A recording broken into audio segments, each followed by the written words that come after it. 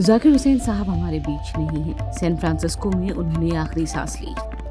जाकिर हुसैन न सिर्फ भारत में एक मशहूर संगीतकार रहे, बल्कि पूरी दुनिया में जो सम्मान उन्होंने अर्जित किया वो बहुत ही कम कलाकारों की किस्मत में आता है। जाकिर हुसैन की ज़िंदगी से जुड़े कुछ ऐसे दिलचस्प किस्से आपको बताते हैं जो आप शायद अब तक नहीं जानते होंगे। सबसे मशहूर और दिलचस्प किस्सा है खुद उनके नाम से जुड़ा हुआ।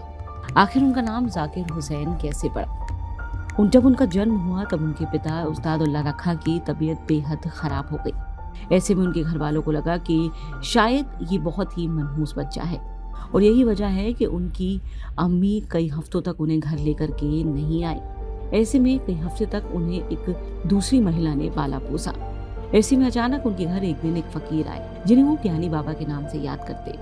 उन्होंने कहा, ज्ञानी बाबा ने कहा कि तुम्हारे घर एक बच्चा हुआ है। उन्होंने मेरी माँ को नाम से बुलाया, जिससे वो हैरान रह गई, और उन्होंने कहा कि उस बच्चे का ध्यान रखना, कई साल उस पर भारी हैं, उसकी तबीयत खराब रहेगी, लेकिन तुम उसका ध्यान रखना और अपने पिता के ऊपर आया हर संकट वो ठीक कर देगा।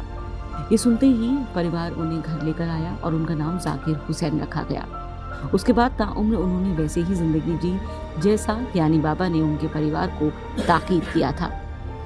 बहुत कम लोग जानते हैं कि जाकिर हुसैन की दिलचस्पी जितनी संगीत में थी उतनी ही अभिनय में भी। उन्होंने शशि कपूर की हीट एंड डस्ट में हाथ आजमाया और एक्टिंग की। देव पटेल की मंकी मैन में उन्होंने आखिरी बार अभिनय किया और उसमें तबला वादक की भूमिका में ही नजर आए। जाकिर हुसैन ने शक्ति की स्थापना की। शक्ति में पूरी दुनिया के संगीतकार एक साथ एक प्लेटफॉर्म पर आकर के अपनी प्रस्तुतियां देने लगे। ये एक सबसे बड़ा योगदान था संगीत की दुनिया में जाकिर हुसैन का।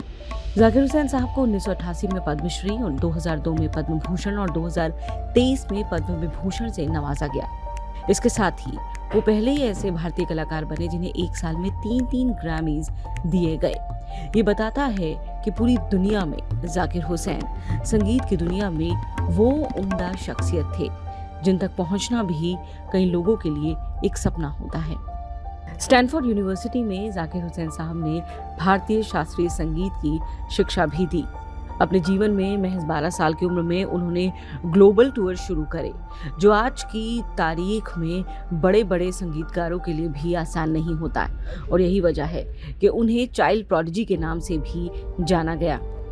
अपने पिता उस्ताद उल्लाह रखा की संगीत की विरासत को वो उस मुकाम पर ले गए जहां पर पहुंचना लोगों के लिए एक सपने से कम नहीं होता।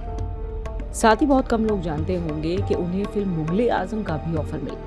उन्हें दिलीप कुमार के छोटे भाई का रोल ऑफर हुआ, लेकिन उन्होंने इसके लिए मना कर दिया क्योंकि उनके पिता ये चाहते थे कि उनका बेटा संगीत पर ही फोकस करे।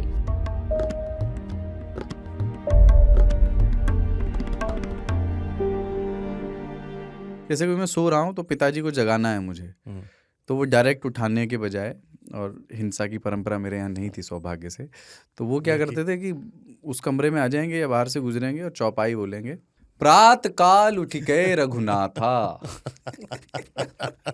मात पिता गुरु नावई माता। कभी कभी मैं गुस्से में उठ करके अरे पापा चरण स्पर्श किया और सो गया। उनका अम्मत उठाना।